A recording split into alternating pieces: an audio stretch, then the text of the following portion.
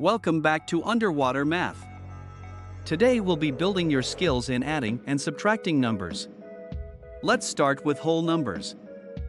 Hey Mom, I am packing up my room to get ready for college. I boxed up my building blocks and thought I would sell them online. The first box has 1,352 blocks. The second box has 2,968 blocks. Can you find the total number of blocks while I go pack up some other things? Sure, I start by stacking the numbers one on top of the other. Then I add the ones place. If the answer is higher than 9, I will carry it over to the tens place. In the ones place, I add 8 plus 2. The answer is 10. The 0 goes under the ones place, and the 1 is carried over to the tens place. I then add 6 plus 5, and the 1 I carried over. The answer is 12. The 2 goes in the tens place, the 1 carries to the hundreds place. Now I add 3 plus 9 plus the 1 carried over. The answer is 13. The 3 goes in the hundreds place, and I carry the 1 to the thousands place. Now I add the 1 plus 2 plus 1.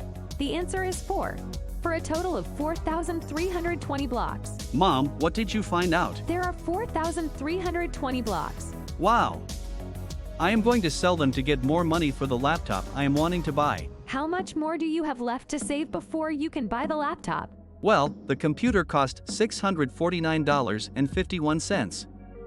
I have saved $325.75. You need to start subtracting to find what you have left to save. So I line the numbers up.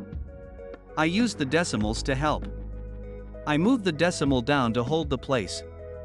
I start in the hundredths place. I can't take 5 from 1, so I am going to need to borrow.